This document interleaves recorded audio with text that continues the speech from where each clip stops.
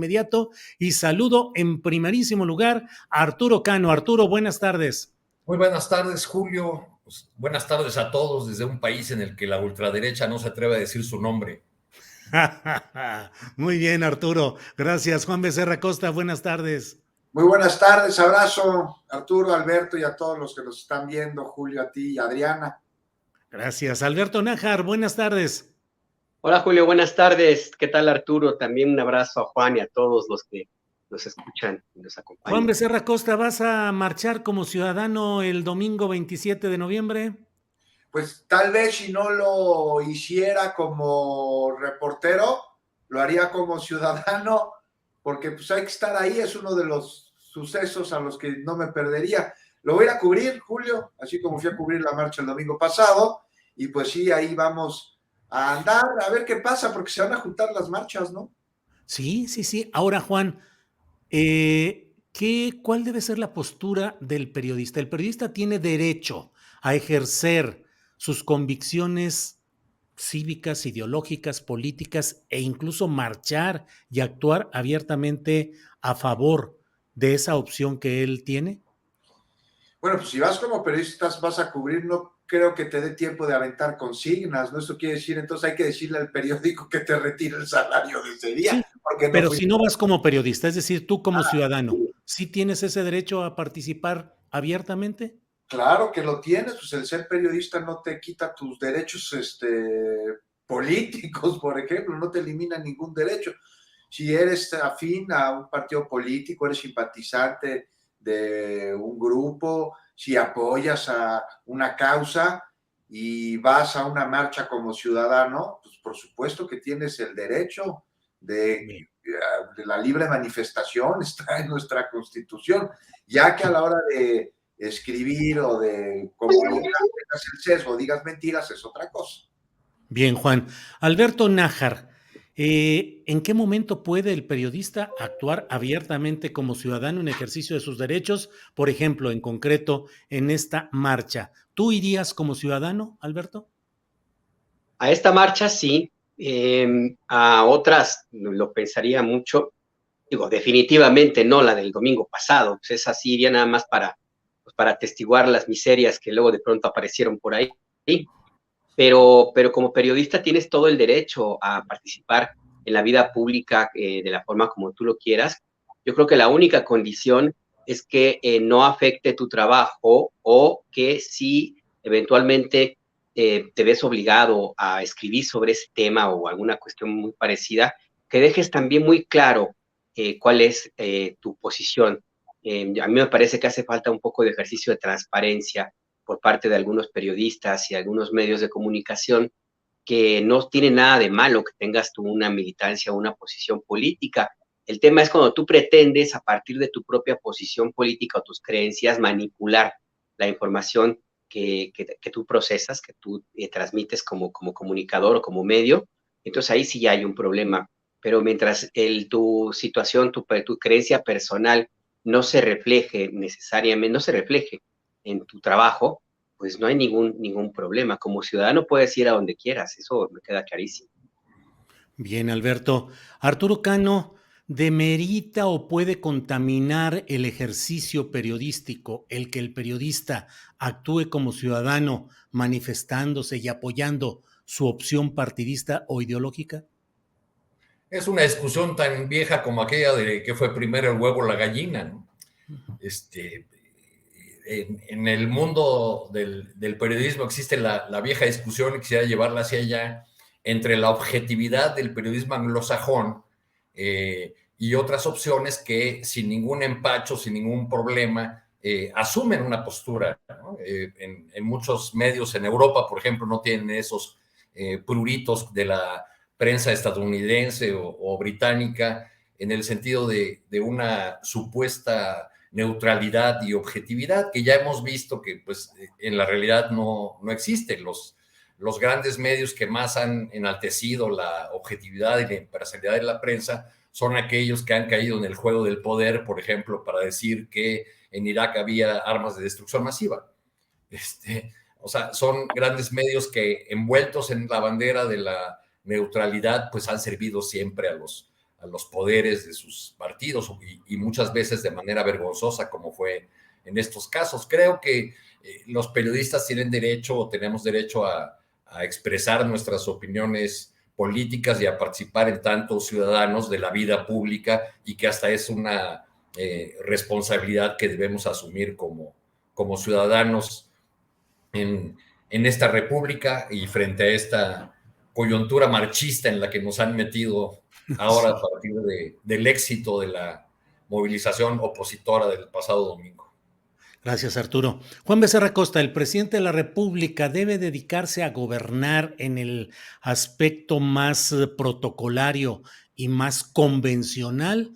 ¿O un presidente de la República tiene derecho también a salir a marchar y a encabezar una manifestación de quienes le apoyan? Pues mira, Julio, es muy buena pregunta la que haces, que nos lleva a generar distintas reflexiones, sobre todo después del anuncio de la marcha que se va a llevar a cabo el 7 de noviembre del día de hoy. O sea, mientras el presidente cumpla con sus funciones, mientras gobierne y mientras trabaje en lo que debe hacer de manera cotidiana, porque los presidentes también trabajan los fines de semana, si quiere ir a una marcha o si quiere organizarla, pues bueno, mientras no demerite su labor y su función, yo no le veo nada de malo. Pero es muy simple esto que estoy diciendo así solito. O sea, tiene muchas implicaciones, sobre todo qué tipo de marcha, cómo será la marcha, cuál es la convocatoria. Se va a marchar para demandar algo, para exigir algo, para denunciar algo. Mira, la marcha del próximo 27 de noviembre.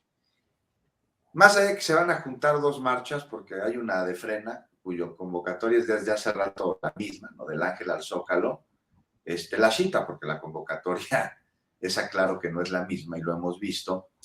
Pues mira, una marcha multitudinaria va a ser, seguro, muestra del músculo. O sea, hay que ver por qué se organiza, es muestra del músculo. Antes de las elecciones del Estado de México, de Coahuila, ya en una recta final adelantada para la sucesión presidencial, pero no solo eso, se da en un momento en el que la oposición, que carece de proyecto y de unidad, podría comenzar a fructificar un enojo que sí existe en parte de la población, sobre todo en sectores de clase media. Enojo construido, sí, en mucho por infodemia, claro, pero que no por ello deja de ser enojo, y a mi parecer no se está atendiendo, al contrario, se está alimentando con combustible desde el mismo gobierno, que los descalifica de una manera que ellos toman como agresión e incluso como insulto, y polariza aún más a un país que ya de por sí está dividido. Entonces, la marcha del presidente el próximo 27 de noviembre, una movilización en la que no va a haber reclamo o exigencia, va a haber aplausos. El mismo lugar que aquella con la que se repudió el desafuero, 2005, en abril, donde 1 millón de personas, ahí andábamos, no se podía caminar, los contingentes no llegaban al Zócalo porque ya estaba lleno. Será la movilización en el mismo sitio en el que en 2006 se tomaron las calles durante 5 semanas en protesta al fraude electoral, y en circunstancias totalmente distintas el presidente va a seguir esa misma ruta por la que después de levantar el bloqueo a las calles rindió protesta como presidente legítimo e inició una resistencia. Entonces, no dudo que el 27 de noviembre se vuelva a reunir la misma cantidad de asistentes, porque el presidente tiene mucho jale. O sea, me parece que es el presidente más popular que ha tenido México, más que cualquier otro. Y va a ser una demostración de unidad hacia quien encabeza un proyecto que a su interior tiene problemas de unidad. Sí. O sea, parece que es más fuerte Andrés Manuel que la 4T, y esto no lo querría ni él mismo, aunque de alguna manera, sin que sea adrede, lo ha ocasionado. Y eso pasa cuando la autoridad cae de manera contundente en un solo hombre. Entonces, eso pienso de la marcha a grandes rasgos. Bien, Juan. Alberto Nájar, ¿qué hacer frente a esa... ya están algunos comentarios de los opositores al presidente López Obrador diciendo, él lo que tiene que hacer es gobernar, dedicarse a la tarea específica de gobernar y no de encabezar marchas ni marchar él, obviamente. Y también quienes dicen, el presidente debe actuar para todos los mexicanos, no solo para una parte. ¿Qué opinas de estos alegatos, Alberto? Mira, los alegatos son realmente, pues se acerca mucho a la hipocresía, ¿no? O sea, se le hubieran dicho a Felipe Calderón que se dedicara a gobernar y no a sus actividades ahí muy fiesteras que tanto le caracterizaron, o a Peña Nieto que se la pasaba jugando golf, haciendo negocios, en fin, o Carlos Salinas de Gortari tramando la desgracia de este país. No lo hicieron en su momento y me parece que el argumento pues es realmente pues, retórico, si no podemos decir hasta hipócrita. Yo personalmente tengo dudas acerca de la pertinencia de esta movilización. Por supuesto que el presidente de la República tiene todo el derecho de hacer en sus tiempos libres, pues, que no esté oficialmente al cargo, al menos no en la administración pública en sus días de descanso, tiene derecho a hacer lo que quiera. Pero yo me pregunto si es necesario que el presidente entre a un juego de competencias, a unas venciditas con la marcha que ocurrió el domingo pasado. Yo creo que como pocas veces es muy pertinente el Divo de Juárez con esa canción que escribió en el 93, se llama Pero qué necesidad, porque el resultado ya lo vemos ahora mismo, a los minutos de que hizo el anuncio el presidente López Obrador, pues de inmediato empezaron las reacciones de la oposición, se engallaron y ya han planteado todo esto que tú comentas y otros más que dicen que van a hacer una marcha más grande.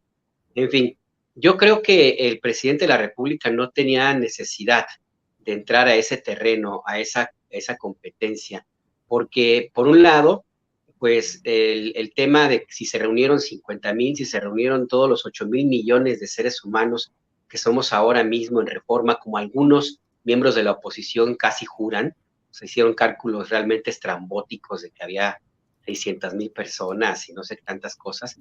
Más allá de eso, lo que me parece que puede tener alguna consecuencia indeseable para el presidente, para la 4T, es que les dé un reconocimiento que no deberían o que no tienen en términos reales algunos opositores y algunos organizadores del odio en contra del presidente de la República. Al momento de que el presidente se pone a organizar una marcha, pues casi los pone como iguales a los organizadores de la otra marcha. Yo creo que no es el caso.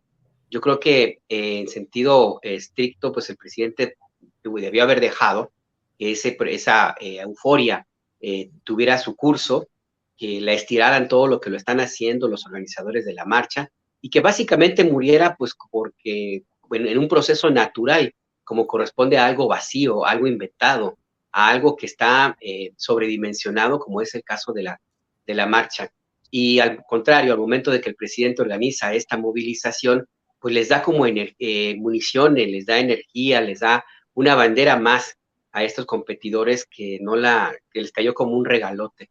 Entonces yo creo que ahí el presidente, desde mi punto de vista, no creo que esté realizando tomando la mejor decisión política, porque insisto, pues casi les da un carácter de iguales a un grupo de opositores que ya de por sí tienen su propia ruta, sus propias dificultades para encontrar un rumbo, un sentido, y que haber encontrado en esta marcha un aliciente que desde mi punto de vista pues estaba condenado a desaparecer paulatinamente a la espera del nuevo escándalo.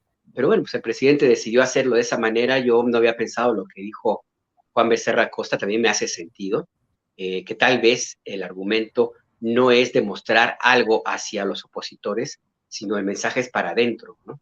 Como para tratar de recordarles que tienen que trabajar todos por el mismo proyecto político y de que independientemente de que una marcha o los que asistan a la marcha no necesariamente van a ejercer su derecho al voto, como es el caso de la derecha que participó el domingo pasado, pues por lo menos hicieron un ruido suficiente que en términos políticos y de percepción, ese sí puede tener alguna consecuencia y yo creo que es lo que estaría cuidando el presidente más allá de una demostración. Pero bueno, a ver cómo le sale, a ver si no le resulta un tiro por la culata, Julio. ¿Cómo podría ser salir un tiro por la culata de la marcha del 27? ¿Poca gente, quieres decir? ¿O qué podría ser? Mira, tal vez que sí llegue, no la gente que se esperaba. La comparación va a ser muy sencilla para que se le pudiera considerar o para que la bandera no necesariamente sea tan agitada por parte de la oposición, debería reunir por lo menos a los que asistimos a la marcha del desafuero en el 2005. Yo creo que fuimos 2 millones, pero bueno, ahora ya también ya caigo en el mismo en la misma exageración, pero éramos muchísimos. Entonces yo creo que Sí, por ahí hay una necesidad de hacerlo de esa manera. sí. Y además, por supuesto, siempre va a quedar esa posibilidad de que al presidente se le acuse de lo mismo que él acusaba al PRI, por ejemplo, ¿no? Del corporativismo, de acarrear huestes y gente y todo. Entonces, insisto, el Divo de Juárez es muy pertinente en este caso, Julio. Ujú. Bien, Alberto, gracias. Arturo, ¿qué opinas? ¿Qué resortes ideológicos o políticos son los que pueden estar moviendo la convocatoria, pues casi inmediata a esta marcha, que será 2 domingos después de la de los defensores del INE? ¿Coincides en lo que dice Alberto, que puede ser eh, algo puede resultar contraproducente, un manejo corporativo, un manejo clientelar, y lo que también dice Juan Becerra Costa respecto a que pueda ser un mensaje de unidad, pero hacia adentro también, y de advertencia a los participantes de la 4T de los tiempos difíciles que pueda haber en términos electorales? Arturo, tu opinión, por favor.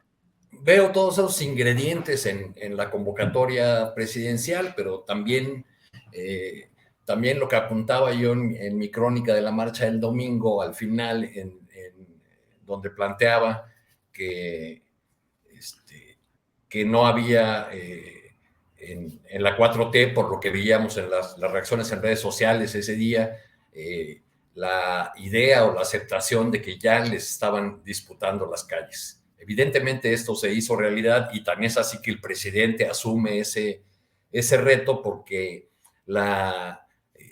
creo que la percepción de que el obradorismo ya no es el dueño de la movilización callejera podía ir creciendo con el paso del tiempo y es algo que el presidente quería evitar. Nos hace falta ver varios ingredientes de esta movilización convocada para el 1 de diciembre.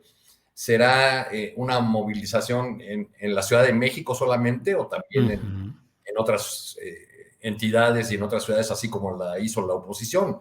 No tuvieron el número de participantes que tuvieron en la Ciudad de México, pero por lo que alcanzábamos a ver de lo ocurrido en algunas ciudades, pues sí hubo contingentes nutridos. Yo creo que la pregunta que nos deberíamos estar haciendo más bien es, ok, marcha el 27, de acuerdo, ¿y después qué?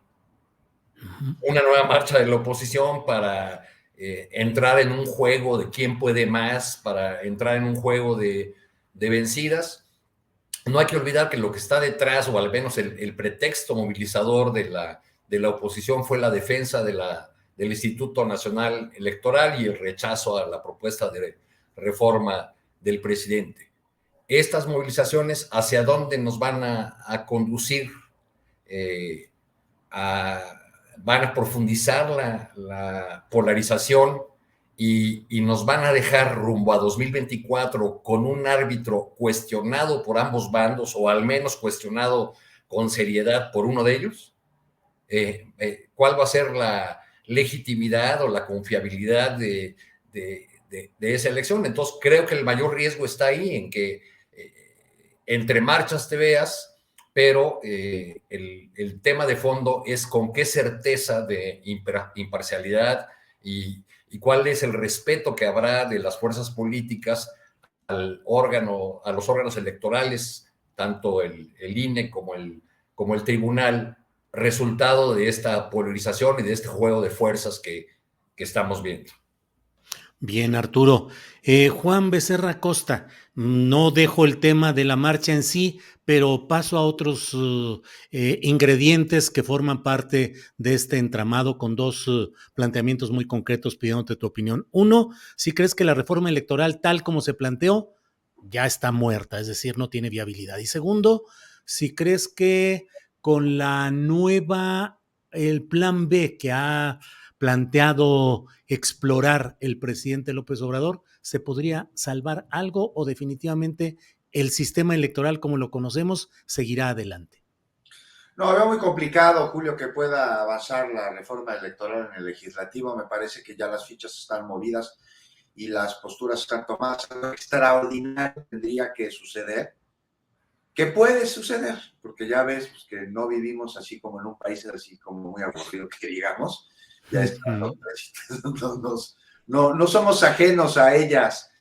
Pero sí, muy complicado que la reforma electoral pase en el legislativo. Y no era de extrañarse que se presentara un plan B, porque no sería la primera vez que algo así sucede, aunque sí me parece que sí es que se avise, ¿no? Eso sí, sí, porque era inmediatamente con la ley minera, ¿no? Luego el lunes posterior a la discusión en la Cámara de Diputados de la reforma energética se informó así de sopetazo. Pero bueno, esa idea inicial del plan B que ayer se dio a conocer, pues ya se dejó claro que no va a ser posible así, ¿no? Porque regresaríamos a lo mismo y para sus modificaciones se necesitaría lo mismo que se necesita para aprobar la reforma electoral, pero hay cosas que sin la venia de los partidos, la pregunta que era, sin la venia de los partidos de oposición sí se puede hacer, como reducir el presupuesto, ¿no? La lana al INE, se habla sobre los recursos de los partidos políticos, blindarlos, eso tendría que quedar muy claro, yo no lo acabo de entender, no sé ustedes, si lo entienden bien, por favor explíquenmelo, porque han complicado los partidos políticos para que no reciban dinero de la delincuencia organizada.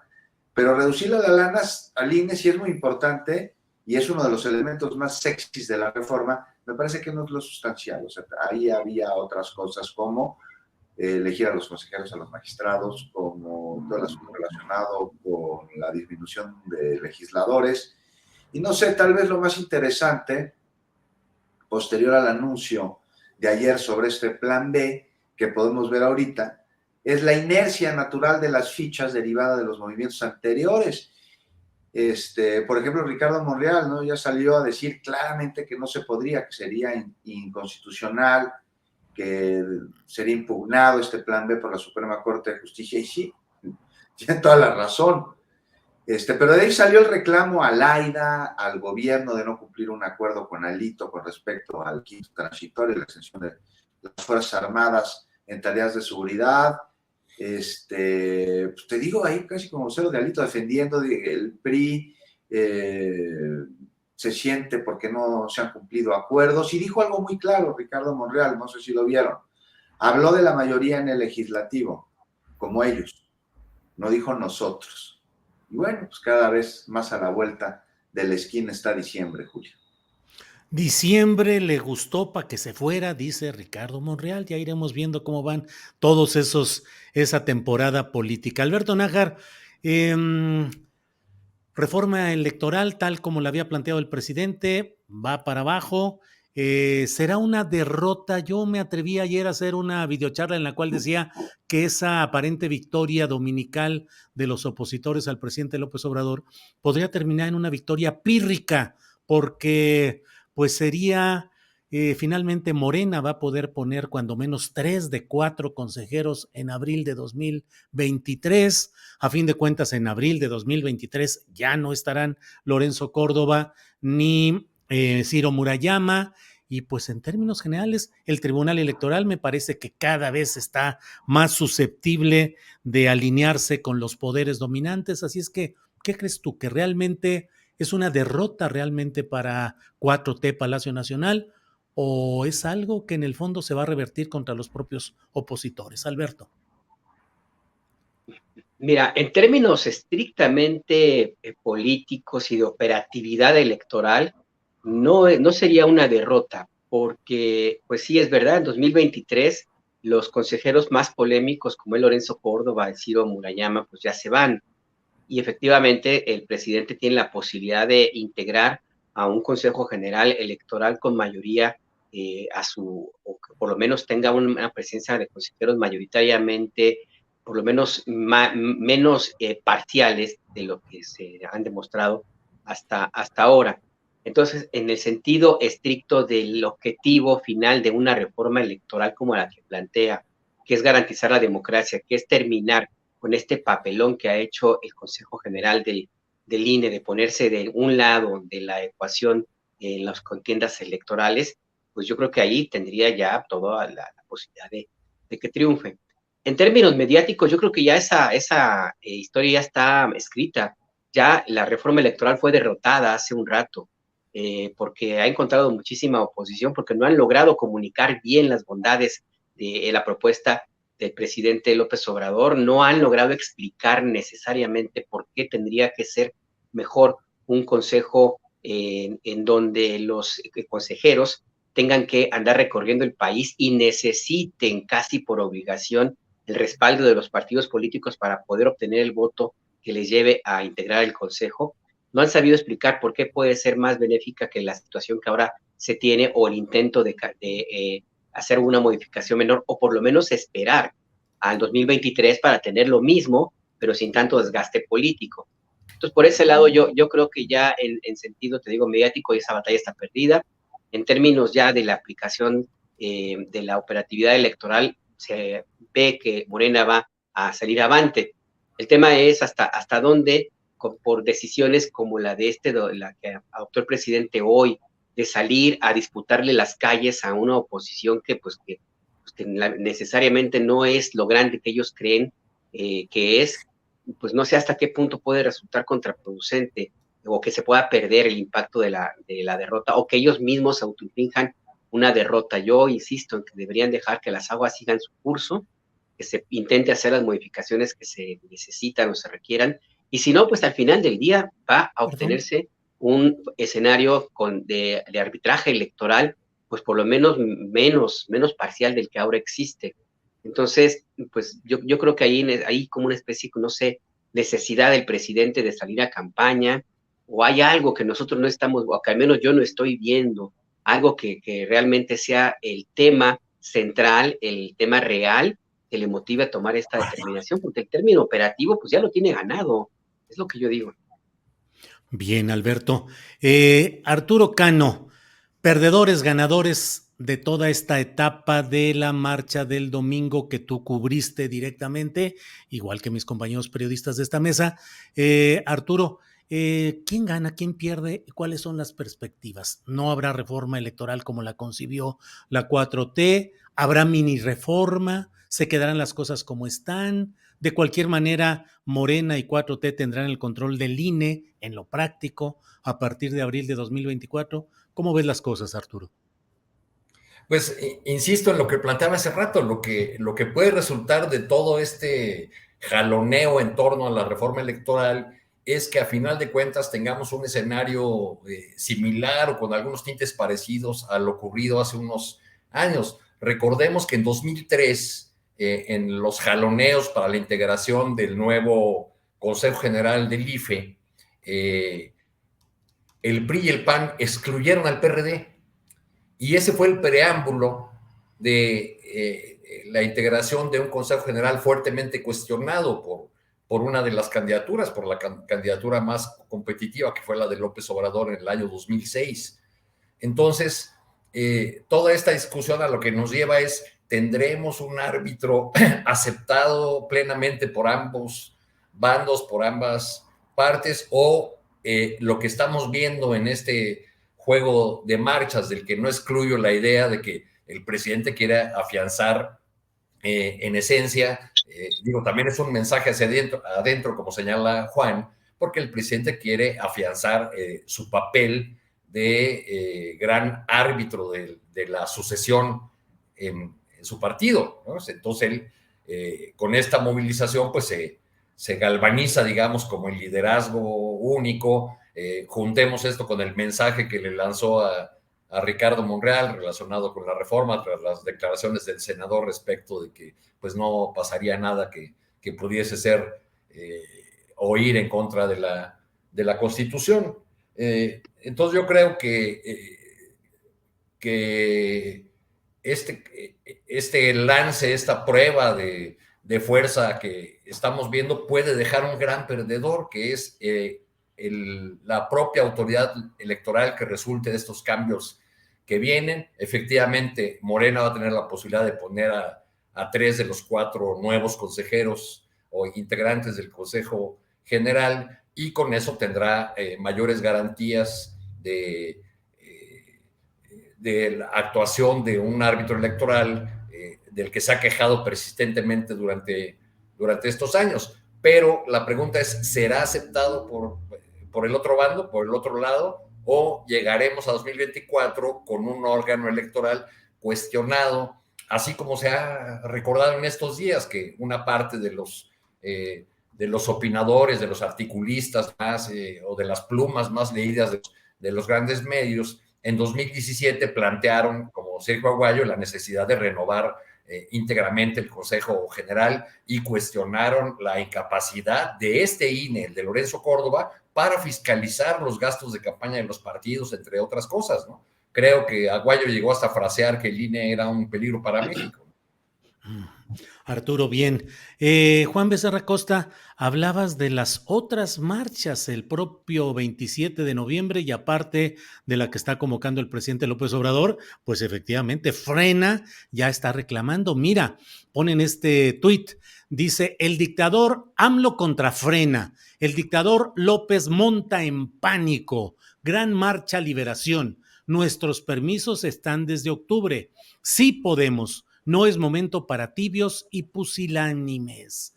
Un día antes habían puesto este cartel, Gran Marcha por la Liberación, digo, un día antes y días atrás. Gran Marcha por la Liberación de México, fecha 27 de noviembre, hora 11 horas, lugar Ángel de la Independencia, hacia el Zócalo. Lleva tu pancarta, yo defiendo al INE. Vestimenta, ponte la verde. Lleva tu bandera de México o de Frena, protocolo de sanidad COVID. Y ponen ahí los datos. Y luego, por si faltaran marchas, pues mira lo que son las cosas. Colectivo Feminista le recuerda a AMLO que ya apartó el Ángel para el 27 de noviembre. Marea Verde México tiene programada una movilización para esa misma fecha que partirá del Ángel de la Independencia hacia el Zócalo. Es una nota de Aurora Rocha en El Sol de México y dicen que van a encabezar del Ángel de la Independencia al Zócalo el domingo 27. Nos vamos a empezar a reunir a las 9 para que no nos... bueno, eso dijo el propio presidente, pero el grupo ya dijo que tiene apartado ahí. Marea Verde México, ahí pone, tenemos el tendido Sangre de mi sangre por las y los desaparecidos en el Ángel. ¿Cómo la ves, Juan Becerra? Nos van a hacer falta calles, Julio, parece. Sí, sí, ¿no? Se juntaron, no apartaron a tiempo el salón para los 15 años, hombre, ya se los ganaron. A ver, Juan Becerra. Sí, lo bueno es que las casitas de campaña van por arriba, son voladoras, sí, entonces no ocupan espacio abajo. Así es. Juan Becerra Costa, como estadista, dinos cómo organizamos para que converjan y se desarrollen 3 marchas al mismo tiempo. Le ponemos segundo piso a un marchódromo, pedimos que se escalonen. ¿Qué se puede hacer o qué sucede en esos casos, Juan? Pues mira, habría algunas que tal vez las podríamos unir, pero no es el caso, ¿no? Ahora no se puede. No, pues no, yo creo que ahí es derecho de reserva, ¿no? Quien apartó primero es quien pues que Frena. Está complicado. Yo creo que sí va a tener que haber cambio de fechas. Marea Verde ya había solicitado la autorización, no es de que hayan apartado el lugar porque no es un salón de fiestas, pero sí se lleva a cabo un proceso burocrático en el que se solicita, se avisa que se va a ejercer el derecho a la libre manifestación para que se lleven a cabo las gestiones correspondientes por parte del gobierno de la Ciudad de México, y bueno, pues quien avisó que primero iba a salir del Ángel, pues me parece que tendría el derecho de apartado. No sé, Julio, aquí hay algo que me parece que no se está tomando en cuenta más allá de las fechas y de los apartados, que tiene que ver con las movilizaciones y con lo que las mismas movilizaciones implican. Y es que la marcha de hace unos días dejó varias cosas en claro. Las movilizaciones de oposición ya no solo son en Twitter, y las tiendas de campaña que decías, Arturo, que como en performance vuelan tan vacíos como sus ideas, ya no están yendo. Y si bien las movilizaciones no son de cientos de miles, no están cerca del millón, sí cada vez están más nutridas de personas que están muy enojadas. Y aunque tal vez no tengan ellas muy en claro qué les enoja, el que ese enoje no esté sustentado en lo que el discurso que ellos tienen dice, no quiere decir que no exista y que no tenga fundamento, válido o no. Y que a estas personas se les ignore o se les descalifique a priori, me parece que no abona y que ahí no debe estar la cosa. Pero estamos hoy tan polarizados y las agresiones son en el discurso diario tan fuertes de un lado al otro, que la razón ha quedado totalmente olvidada. Y todo esto es algo de capitalizar la derecha, es aquí a donde voy, o sea, ojo, y lo está haciendo. A ver, ¿quién fue el principal promotor de la asistencia a la marcha del domingo? A mí me parece que uno de ellos es el presidente López Obrador, Pues llevó sí. a miles. Y es que diario, antes de que se llevara a cabo, estuvo duro y dale con la marcha. Y en ese duro y dale señalando a fifís aspiracionistas. Y quienes se asumen fifís y aspiracionistas y sienten que los están ridiculizando. Y entonces llega alguien y les dice, además que están intentando acabar con la democracia, pues le creen. Porque te están hablando mal de quien tú crees que es tu enemigo y de uno que con su discurso te lo ha hecho creer y que tú eres su enemigo, además, que tú eres enemigo de él. Y entonces vas a la marcha a defender al INE porque te dicen que está en peligro y lo crees. Mira, estuve ahí en la marcha y era impresionante, o sea, las personas que tuve la oportunidad de entrevistar, que fueron muchísimas, muchísimas. En el material que metimos en Fórmula, pues estamos sujetos a tiempo, pero hay muchas, muchas, muchas más. Y todos estaban indignados, muy preocupados, muy enojados. Y cómo no, creían que se iba a acabar el INE, que se iba a acabar la democracia. Entonces, pues uno va como reportero no a enseñar, no a explicarles, sino a preguntarles, oye, ¿vienes a defender la democracia? Sí, ¿por qué quieres en riesgo? Porque van a acabar al INE. Oye, ¿tú consideras que seríamos nosotros los ciudadanos quienes tenemos que escoger a nuestros consejeros y magistrados? Sí. ¿Estás de acuerdo que se reduzca el número de senadores y diputados? Sí. ¿Estás de acuerdo que se reduzca el dinero a los partidos políticos? Sí. ¿Te gustaría que votos electrónicos? Sí. Y en fin, le estuve preguntando muchas de las cosas que trae la reforma y todos están de acuerdo con la reforma, nada más que no lo saben. Y no lo saben porque no lo quieren saber, porque están enojados. Y entonces la derecha, como en el judo, está usando la fuerza del oponente a su favor. Y este asunto no es menor. Y una marcha que sí lleve millones a reforma y que sí llene el Zócalo, como la que propone hacer el presidente López Obrador, no va a apaciguar esto de ninguna manera. Hay que hablarles a todos, no solo a los afines. Es más, hay que hablarles ahorita más a los que no son afines y hacerles entender, por ejemplo, que la reforma no busca desaparecer al INE. Pero si te lo dicen así como fifí aspiracionista con tus privilegios y cabeza, porque es reforma, pues la reforma pues es un peligro, porque representa a López Obrador. Y tú representas a López Obrador como un peligro cuando están hablando así. Y para cuando llegaste a la reforma, pues ya perdiste la escucha, ¿sí me entiendes? Sí, sí, sí. Bien, Juan.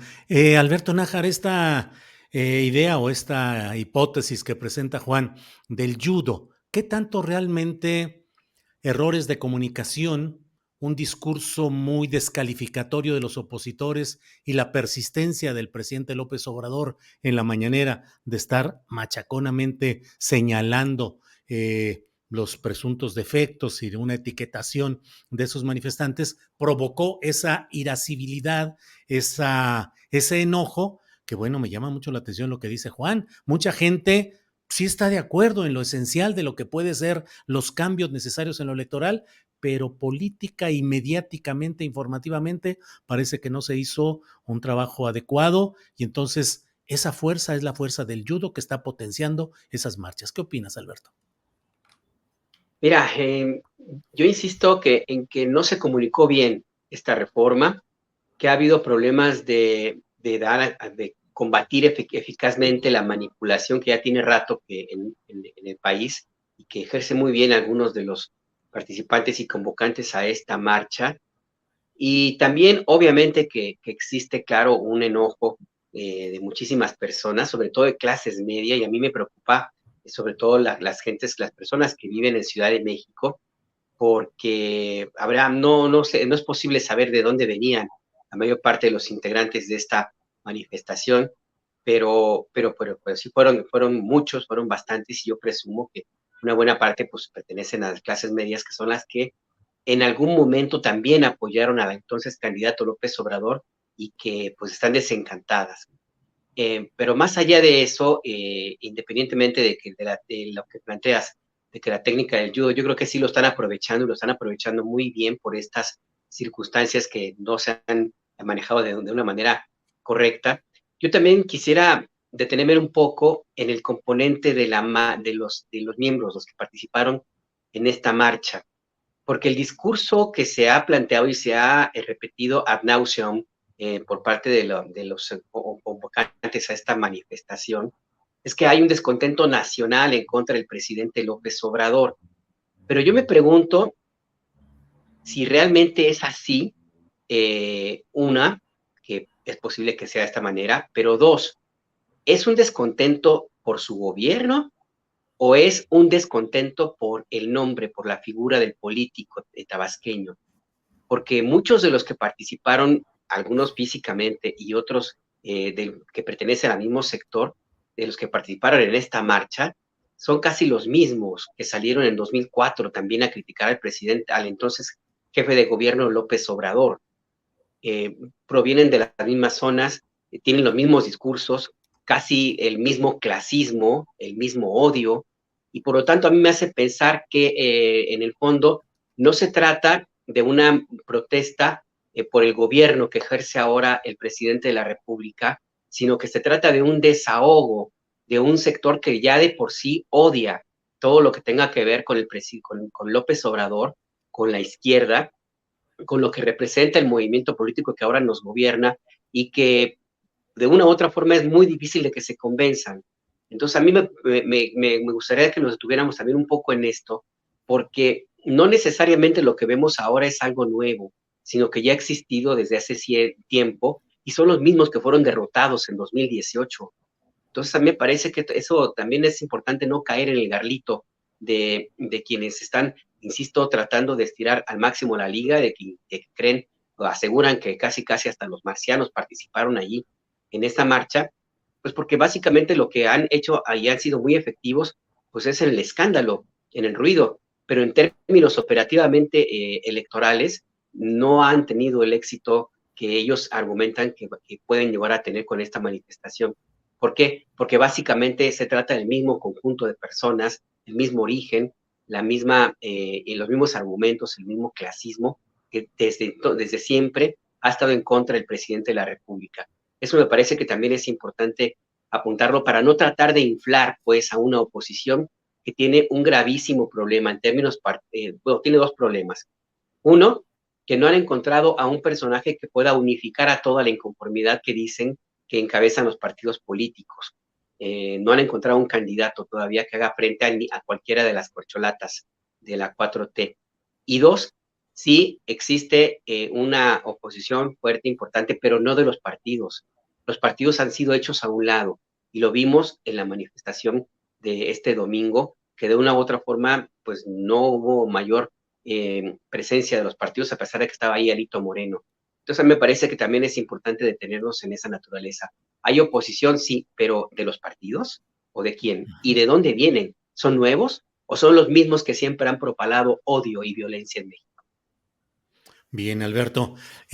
Arturo Cano, y dentro de lo que estamos viendo, qué peculiar ese zigzagueo, por ejemplo, de Frena, que me parece que cada vez queda más en una situación marginal, poco relevante, entre las pataletas de su dirigente Gilberto Lozano, que incluso endereza lo más ácido de sus críticas contra sus propios compañeros de la banda derecha, es decir, a los panistas y a los de Va por México y todo esto. Pero ahora organizan una marcha y dicen que lleves la camiseta diciendo sí defiendo al INE, cuando hace poco el propio Gilberto Lozano hizo un video enfurruñado, enojado a cual más, echándole bronca a esos vividores mentirosos que defienden lo que no vamos nosotros. En fin, hay una distorsión y una confusión también entre las propias filas de lo que ha sido esta derecha persistente en tratar de oponerse a López Obrador, sin éxito hasta ahora. ¿Cómo ves esos pleitos internos, panistas, Frena, conservadores, ultraderecha, de todo, Arturo Cano? Bueno, nos pusiste un buen ejemplo hace rato con tus dos entrevistados y sus diferencias públicas, ¿no? Reclamando quién representa la derecha pura y con valores, cristiana, democrática, antiagenda de género, etcétera, etcétera. Y ahí el tirito que se dieron Tortolero y Juan Iván Peña Nader, un priista de toda la vida, discípulo de Alberto Iglesias, creo que es al que se refiere como su maestro. Yo creo que a pesar de las sonrisas que nos sigue sacando Frena o las respuestas de un sector de los que asistieron a la manifestación del pasado domingo, creo que estamos frente a una oposición que ha ido sumando a más elementos a más personas, a más sectores, tanto por el desgaste natural del gobierno como por este empecinamiento de la narrativa presidencial en meter a todos en el mismo costal, en el mismo saco.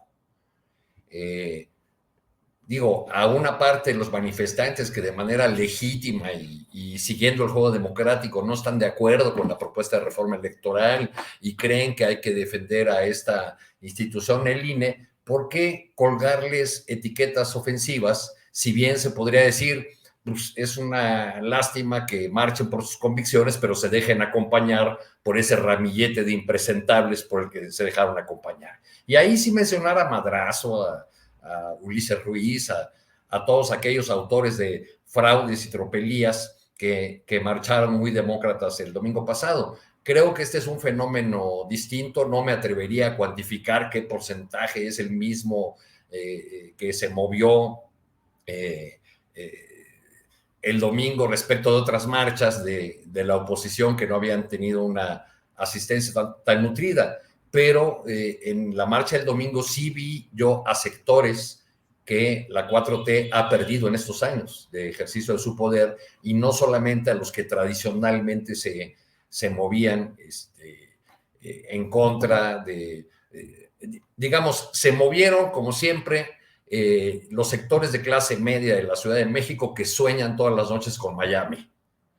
Pero también hay nuevos actores que no están de acuerdo con las políticas del presidente López Obrador o que se sienten agraviados por el uso de expresiones en su contra, pues como podrían ser sectores del feminismo, del ambientalismo, de los luchadores por derechos humanos, en fin, hay otros sectores que tienen sus propias causas para movilizarse y que no se dejan llevar por esta narrativa facilona del anticomunismo. Ahora seguramente pronto empezarán a hablar del marxismo-leninismo por la marcha del 27, ¿verdad?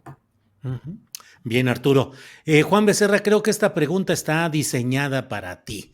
¿Qué está reinando? ¿Qué está rigiendo hoy en la visión política? ¿Las pasiones o las razones? No, pues me parece que las pasiones, Julio, se ve clarísimo en la agenda nacional, en las primeras planas, en los discursos, en las respuestas. ¿Por qué preferimos pasiones que razones? Pues porque es el impulso que nos mueve, es lo que es por ejemplo, nosotros no somos dueños de nuestra voluntad, son las pasiones las que mueven nuestra voluntad, es a través del inconsciente.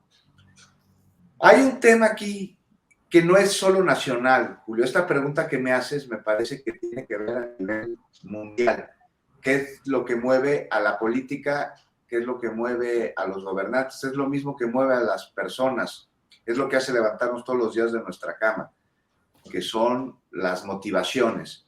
Cuando tú vas, te lo voy a explicar así bien fácil. A ver, cuando tú tienes un propósito de año nuevo, ya que estamos acercándonos a final de año, ya vemos que hay propósitos para diciembre, que tienen propósitos para año nuevo, y ustedes dirían que se cumplen los propósitos de año nuevo, que generalmente me voy a meter al gimnasio, ¿no? Esa es la clásica. Voy a dejar de fumar, voy a dejar de entrarle al tequila, y no se cumplen en su gran mayoría, porque son propósitos, y un propósito debe tener un motivo.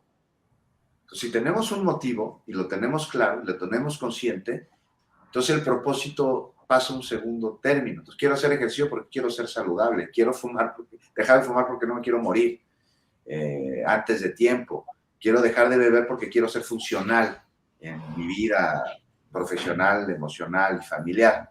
Ahí está, no el propósito, sino el motivo. Entonces, las pasiones las mueven los motivos, y el motivo de los políticos generalmente es la misión y el poder, el tener más, el tener la capacidad de mover los hilos y influir en la vida de millones de personas, que tus decisiones afecten. Ahí está. Eso es pasional. Realmente, muchos se encuentran en el servicio público la manera de sublimar. Sublimar es cuando tú tienes una característica que puede ser dañina y la utilizas a favor tuyo y de la sociedad. Entonces, por ejemplo, una persona narcisista bien sublimado es un gran político, porque para satisfacer su propio ego y ser famoso y ser reconocido y ser admirado y ser temido y ser respetado, necesita ser funcional como político para lo que necesita dar resultados, para lo que necesita llevar a cabo políticas públicas que beneficien a los más. Y entonces tienes ese sustento, esa roca que construye como cimiento tu posición en la política, y de esa manera sublimas. Pero todo lo lleva a cabo la pasión. Ya cuando la pasión se te sale de las manos, pues entonces puedes perder el criterio, puedes perder la razón, y es cuando empiezan a cometerse los errores. Te puedo poner un ejemplo incluso colectivo, si quieres lo platicamos más adelante, que es el tema de Trump y su destape presidencial, y a qué responde precisamente, a la pasión. Ahorita que hablabas de narcisismo y resultados electorales, claro que de inmediato pensé en Donald Trump, pero por desgracia la pasión no logra vencer las manecillas del reloj. Juan Becerra Acosta, ya son las 2 de la tarde con 51 minutos. Nos da tiempo para postrecito de cada cual, unos 3 minutos. Si quieres, Juan, en tu postrecito eso o lo de Trump, lo que quieras, pero empezamos con Alberto Nájar. Postrecito, por favor, Alberto. Híjole, pues yo le voy a ganar el tema a mi querido Juan rapidísimo. Pues adelante. Porque me llama mucho la atención el compañero Donald Trump con su discurso el día de ayer. Qué capacidad de cinismo demostró ayer el hombre naranja, de veras, ¿eh?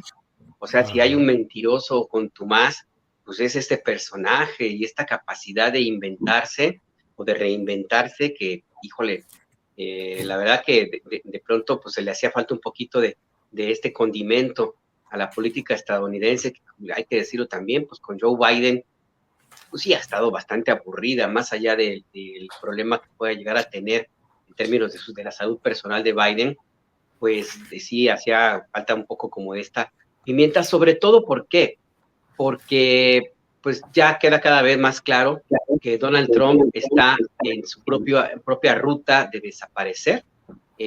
Tendrá que ser, si no ahora, tendrá que ser en 2024, lo cual me da mucho gusto porque es bueno que este tipo de figuras existan como un marco de comparación de lo que no queremos para el planeta o para nosotros, de lo que no queremos ser.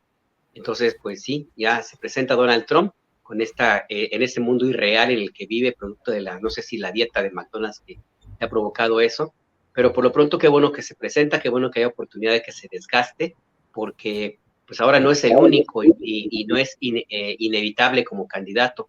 Hay otros dos, no sé si sean igual o peores, como Greg Abbott, que a lo mejor sale peor, pero por lo menos Trump no es la única alternativa, no es la última Coca-Cola en el desierto del Partido Republicano, Julio.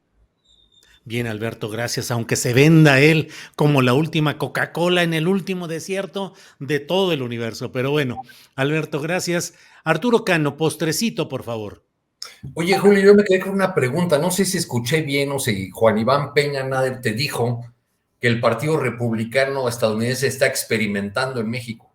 Sí, así lo dijo. Fue tal cual, ¿verdad? Sí, es un experimento. Pues, para seguir con el asunto trumpiano, pues ya veremos en qué consiste ese experimento de los republicanos aquí en nuestro país. Pero por lo pronto, pues este anuncio de Trump lo que nos anticipa es que el tema de la migración y el odio y la xenofobia y todos estos elementos indeseables, pues van a volver a estar en la discusión en los próximos tiempos, porque el asunto de la migración, como hemos visto con posicionamientos como el del gobernador de Texas, el aspirante fuerte de Florida, en fin, pues nos llevan a pensar que otra vez la migración va a ser el gran pretexto de la campaña, de otra vez hagamos muro, de endurecimiento de medidas, y de la mano de esa retórica,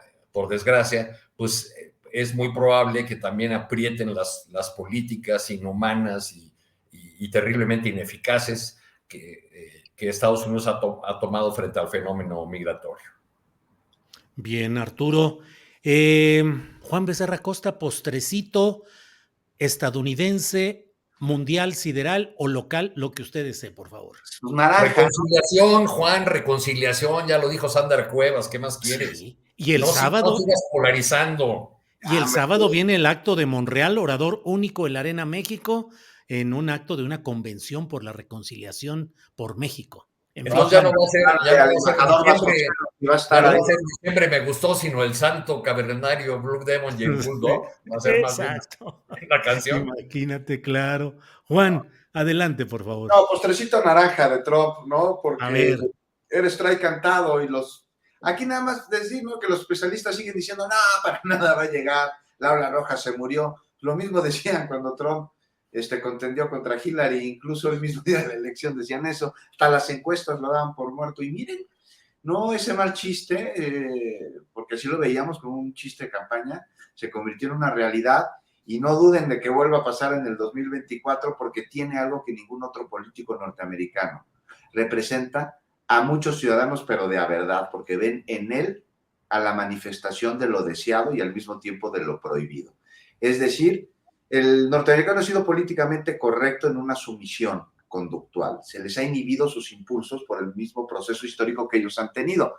Y entonces la tolerancia le ganó al reconocimiento, porque allá no reconocen derechos ni diferencias, sino que las toleran en vez de reconocerlas.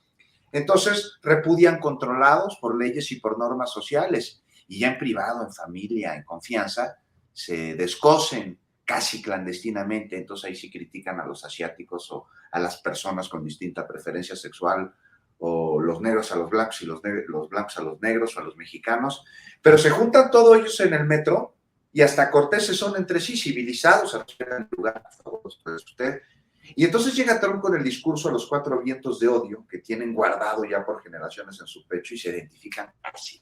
Habla de nacionalismo, de cerrar fronteras, y bueno, se identifican, aunque no sepan las implicaciones de ello, lo aplauden, porque ellos son americanos antes de los que llegaron de Asia o de México, porque sin contar a los que llegaron caminando por el estrecho de Bering, claro, porque ellos son los descendientes de los pioneros. Y hasta muchos que no son de los mismos grupos que Trump simpatizan y aspiracionalmente van con ese discurso y se suman a él. Y entonces vemos como una América profunda, que no estaba dormida, como decían, sino contenida, se manifiesta, y están armados, están organizados, están motivados, y ahora tienen un líder que después de haberlos gobernado se puso la bandera de mártir. Y un líder que después de ser mártir, la gente reconoce que cuando gobernó, más allá de todo lo que acabo de mencionar, tuvo a la economía ahí bien, si bien no tuvo políticas migratorias duras, ni de chiste deportó a la cantidad de personas que el progre buena ondita demócrata de su antecesor hizo, Obama. No abrió nuevos frentes de batalla, es el primer presidente estadounidense en no iniciar un conflicto bélico. Y entonces, en fin, ¿no? Muerto, dicen los académicos, o muchos de ellos, sí, los mismos que decían que muerto estaba cuando ganó la presidencia, Julio. Bien, Juan. Pues Alberto Nájar, vaya que se ponen las cosas sabrosas, calientitas, con muchos elementos informativos. Este fin de semana, reunión de los conservadores en un hotel de Santa Fe en la Ciudad de México, reunión internacional, en fin, de todo hay. Ya iremos platicando, Alberto, y por lo pronto, pues gracias y muchas... Mira, sí. se va a poner tan bueno que ya tengo mis palomitas, mira. Ándale, tienes palomitas. Para lo que viene, ya está preparado. Ya todo ahí, palomitas con mantequilla se me hace por lo que vi, ¿verdad? Con mantequilla son las buenas, sí. Mantequilla, bueno, órale. Ya nomás falta la película que ya está corriendo con todos los episodios que están ahí en serie. Gracias, Alberto. Arturo Cano, gracias, buenas tardes. A ver cómo siguen las marchas en el Marchómetro Nacional. Ya iremos viendo, Julio. Muy buenas tardes, Juan, Alberto. Muchas gracias a todas las personas que nos han acompañado en esta Gracias. Mesa. Juan, gracias, buenas tardes. Muy buenas tardes, Julio, Arturo, Alberto, un abrazo a todos, a la audiencia y a Adriana. Bien, seguimos adelante. Gracias, hasta